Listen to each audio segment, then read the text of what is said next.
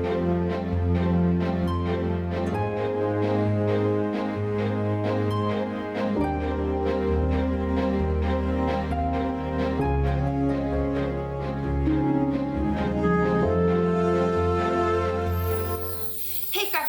it's Alex Vanover and welcome back to my craft room. In this tutorial, I'm going to show you how to make your very own shadow box using your Cricut. So let's get started.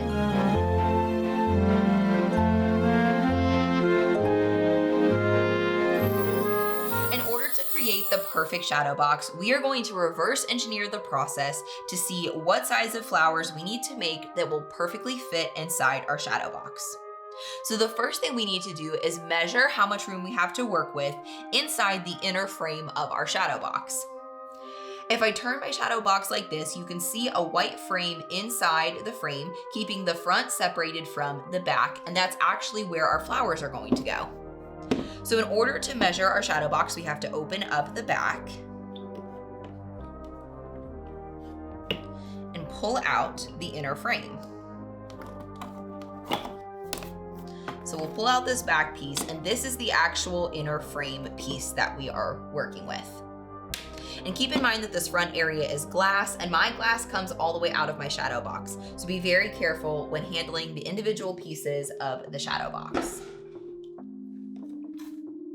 But what we'll want to do is actually measure this frame, because this is how we're going to put it back together when we add our flowers into our box. So originally I purchased what was considered an 8" by 8" shadow box frame, but let's see how much room we have inside the frame itself.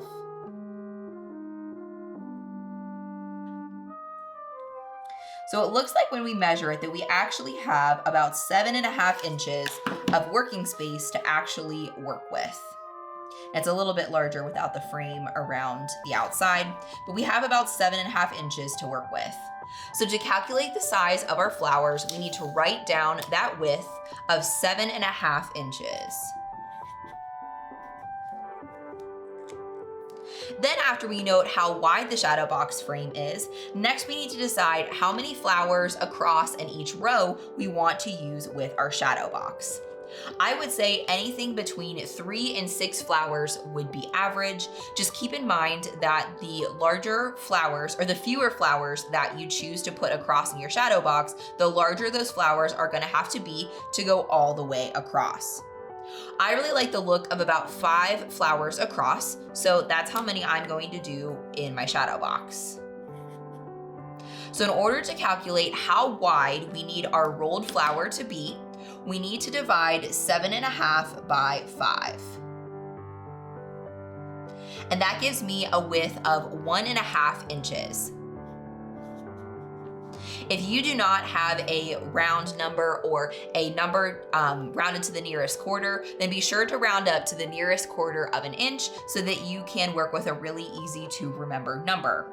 I'll show you how to utilize this number in Cricut Design Space to figure out how wide you need to cut your spirals in order to make your rolled flowers. So obviously this is a square shadow box, and I just want to address those of you who have a rectangle shadow box. So you're going to work row by row with the numbers that you calculate. So you can use the same method of dividing the shadow box inner frame width by the number of flowers per row. No matter what size shadow box you have, what you'll have to adjust is how many rows down you have. So let's say that your shadow box was, 8 inches wide by 6 inches high. You would just do a few less rows of your flowers, but the number of flowers in each row would still be the same. So you'll kind of have to modify that depending on the size of shadow box that you have.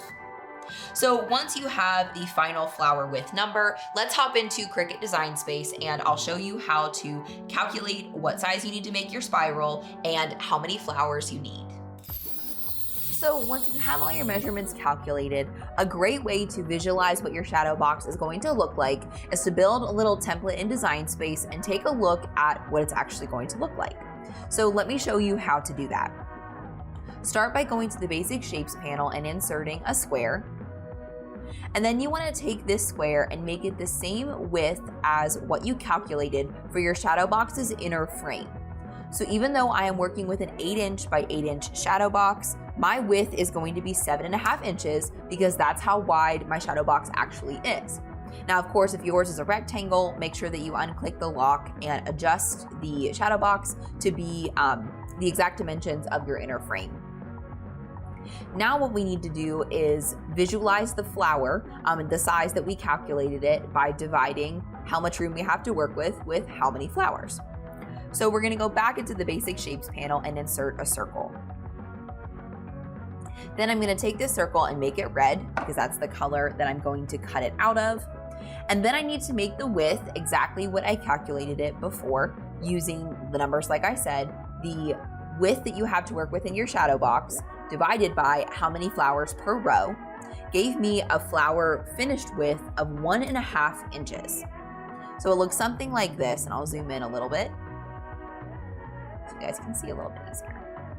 Then what we're going to do is take this circle and actually put it into what would be the corner of our shadow box. Then we can take this circle and duplicate it 4 more times. And that's going to create a row of circles that will look just like our flowers. So it'll look something like this, and when they're perfectly spaced, we should have just enough room. So in order to finish up the row, we're going to go over to the layers panel, click on one of the circles and hold down the shift key on your keyboard, and click all the other circles that you see. Then under Align, you can choose Center Vertically, and that will get them all lined up in the width and the height. And then we'll click Attach. And that's just going to give us a visual for one row. So then we can use the duplicate function in the layers panel to duplicate 4 more layers. And this will show us exactly what our shadow box is going to look like when it's finished. This is a great exercise to do because if you've never made a shadow box before, this will just give you a really idea of what you're in for. In case you haven't realized yet, if you are using a square shadow box like me and you have 5 rows, that means that you will be making a total of 25 flowers, which is kind of a lot. You can definitely do it, I certainly believe in you, but it's a lot of flowers and it's gonna be a little tight in there. So when you're looking at this, if you decide that's too many flowers, you can go back and reevaluate.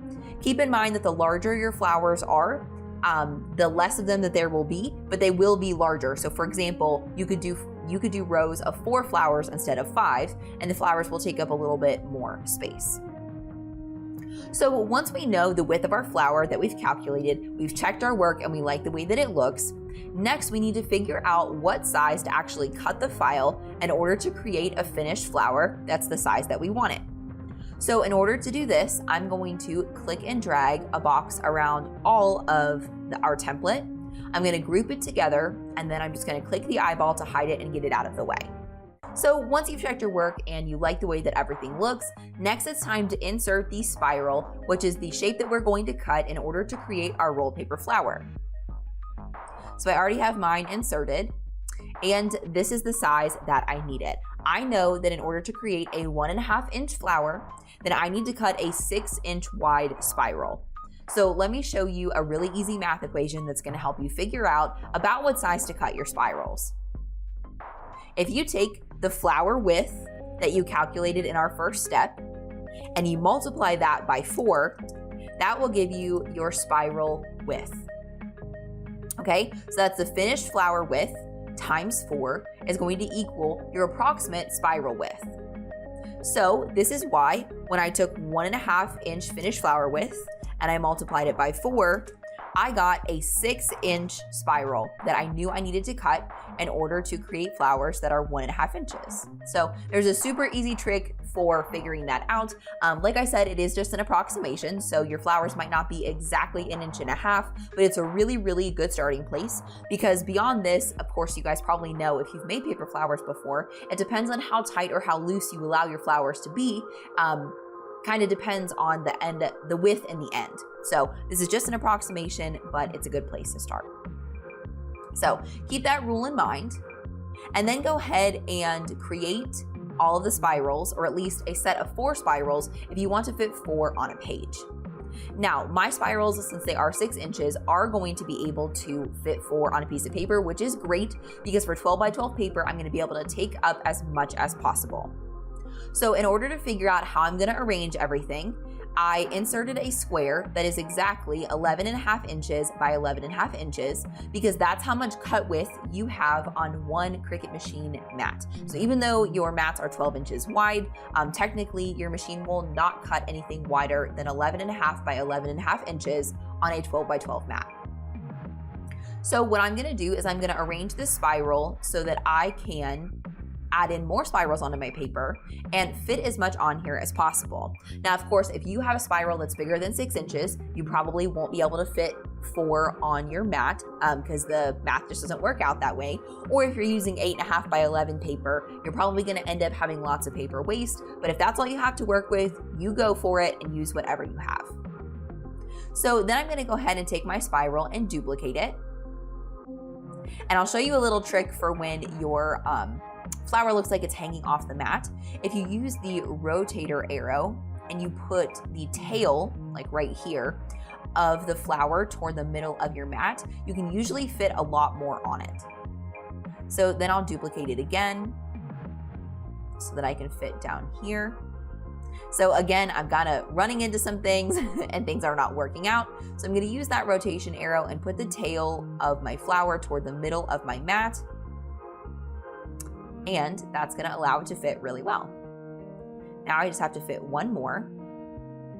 And the reason that I'm doing this and not just sending these over to cut is because a lot of times if you don't arrange these on your mat before you go, your Cricut will say that it's too large to cut, or it'll try to put, it won't fit 4 on one piece of paper. So I like to arrange them myself so that I know for sure that I can fit all 4 on one page. Otherwise, I may be subject to just whatever my Cricut thinks it can do. So there we go. I don't have anything running into each other or anything like that. But keep in mind, that's because my spirals are almost exactly a circle. So they're 6 inches wide by 5.5 inches high. There are lots of different flower shapes out there, and some of them may not be as perfectly round as these because this is almost exactly the same width and the same height. So keep that in mind. If you can't fit 4 on there, just fit as many on your paper as you can. Now, of course, I don't need this background square. I was just having it there to decide how big my cut width was. So I'm gonna go ahead and click the X and get rid of that. But before I move on, I want to click and drag a box around all 4 of these files and choose Attach, because this is gonna represent one mat of my spirals. But let's go ahead and bring that group of stuff back where I had lots of circles and squares. So I'll click the eyeball to bring everything back so that we can get a visual for what I'm going to need. So here's what I mean by that. I know that I am going to be alternating my rows red and green. You can make your flowers any color scheme that you want. You can keep them all the same. You can alternate them. You can make them into an ombre, whatever you think. But I know that I want to take my flowers and I want to alternate each row.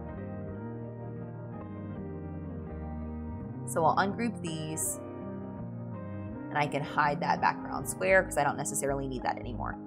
So I know I want to start with a red row and then do green. So I'm going to change these circles to green.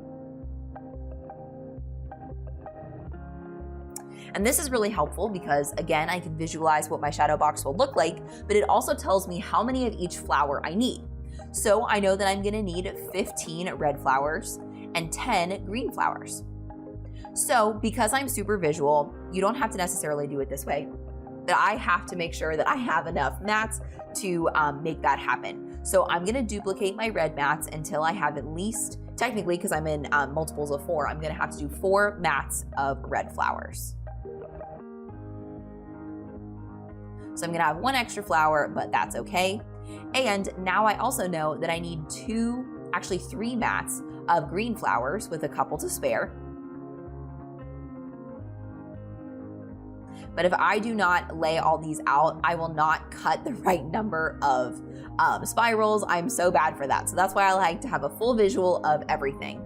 So here's what I need to cut in order to cover all of the rows with my flowers. So I'm gonna click and drag a box around all of my circles and actually I'll attach them all and then hide them since we're not gonna cut them. They were just for visual purposes. So now that I have all of the flowers exactly what I need on my canvas, next I need to save my work.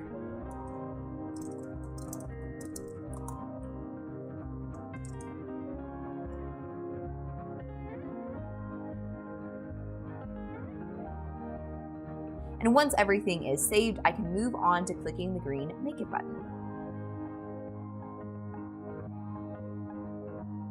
And since I'm going to be using my Cricut Maker 3, I'm going to choose on a mat for this project. And then I can double check that all of my mats look okay. So I know I should have 4 mats of red and 3 mats of green. Perfect. So then I'll click Continue. And once my machine connects, I can choose the cut setting for my flowers. So I'm going to be using light cardstock, which would be considered 65-pound cardstock for these flowers. I personally would not use more than a medium cardstock. I like to use either 65 or 80-pound cardstock for roll paper flowers. So those are the 2 weights I would suggest that you use. But of course, you can make these any way that you want, and you can throw all those rules out the window if you'd like. So I'm going to choose the light cardstock setting. And then I'm gonna go over to my machine and cut all of my flowers. Now, that's gonna take a while, so I'm not gonna show you guys that part of this video, but if you need more help with cutting flowers or getting the basics of paper flowers down, I will stick a link to my basic paper flowers video up here in the corner of the screen. Feel free to check that out if this is a little bit over your head, and hopefully that will help. So I'll see you guys over at my craft table to continue working on our shadow box. So once all of the spirals have been cut on the Cricut, next it's time to roll all the paper flowers. I'm going to quickly show you how I like to roll paper flowers, along with some tips I've picked up along the way for keeping all of your flowers evenly sized for a shadow box. If you need more help with rolled paper flowers, see the basic rolled paper flowers video linked in the description for a slower explanation. Begin with a quilling tool that has a slot in the end of it. Put the outer tail of the flower into the slot and begin rolling the flower in toward you. If you notice that the flower is fairly loose or hard to roll, you can pull it off the quilling tool and continue rolling it between your thumb and pointer finger to keep it as even as you can. Once you finish rolling it, the trick to making your shadow box flowers even is to find an object that all the flowers can unroll in so that they stay the same size. This is the top of a Cricut vinyl roll, and it's almost exactly 1.5 inches. So I'll put the flower in this plastic cap and allow all my flowers to unroll in here. Make sure that it unrolls with the bottom side up facing you. You can also use different household objects for this instead of a Cricut vinyl roll cap, such as the end of a paper towel roll or a toilet paper roll, even a bottle cap or a jar lid, depending on the final flower width that you calculated for your specific shadow box. When it's finished unrolling, put a generous amount of hot glue on the bottom of the flower and push the bottom flap over top the hot glue using your quilling tool. Another trick I've learned is to push the bottom of the flower against a tile, like what you would use for Christmas ornaments, to allow the glue to cool faster and set up. This is also helpful because it keeps the bottom of the flowers flat, so they are easier to arrange inside of your shadow box. Now that you've seen the process, it's time to roll all of your flowers. Once you're finished, come back to this video and I'll show you how to put the final shadow box together. To get started assembling your shadow box, begin with the backing of the shadow box and a piece of pattern paper cut to the size of your inner frame. You can choose to glue your flowers directly onto the backing of the shadow box if you prefer, but then you can never change out your shadow box. So I like gluing flowers to a background in case I ever want to change it. Make sure that the hanger on the back of the shadow box is at the top of the shadow box so you don't assemble your box upside down. Then place the pattern paper down next with the inner frame on top. In order to glue the flowers in the shadow box so that the rows are perfectly straight, I recommend placing flowers down one side of the shadow box and then gluing them into place. Make sure that you push them up against the edge of the frame. You'll notice that I alternated my flowers every other row so that it's a different color. Setting one column in place first helps so that I don't mess up the pattern that I wanted to create. Then follow the same pattern on the opposite side of the shadow box to create the other end of the row. Once you have guidelines for each side of the row, then you can start lining up your flowers one row at a time and then gluing them into place before moving on to the next row. I think it works well to start along the bottom of the frame so you can make sure your rows start out nice and straight. Then follow the same process until you fill up your entire shadow box. Even though these flowers are packed in pretty tight, you can still see the background paper around the flowers, and that's another reason why I like using pretty patterned paper. Once all the flowers are glued in, we need to continue assembling our shadow box. I like to assemble the whole box before adding the vinyl decal to the front of the glass so I can see that it's centered with the frame all the way around it. Begin by carefully removing the glass from the frame and lay it on top of the flowers, and be very careful not to cut yourself on the edges of the glass. Then hold the frame with the black tabs facing the table and put it over top of the rest of your frame. Slip your fingers underneath everything and flip the shadow box over and push down all the tabs to secure the shadow box. Lastly, we'll add a vinyl decal to the front. I really like to use a quote with words on shadow boxes. I have found that images tend to distract from the pretty paper background, so I think words look the best. Make sure that you are using a contrasting vinyl color to the paper flowers so that it's easy to read over top the flowers and the background paper. Once the vinyl is applied, you're good to go. You can use your shadow box in so many different ways. This one is going to serve as Christmas decor, but you can create one for any occasion or any season.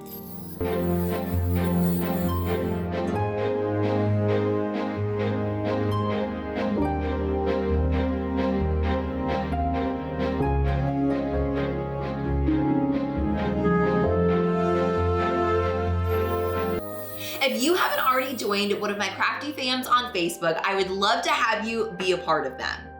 So please be sure to check the description below to find the links to both of my groups. And if you've made it this far in the video, then I really want to get to know you on social media. So please search for me at DIY Alex Vanover on pretty much all major social media platforms. And I'll be sure to drop direct links to my profiles down in the description below.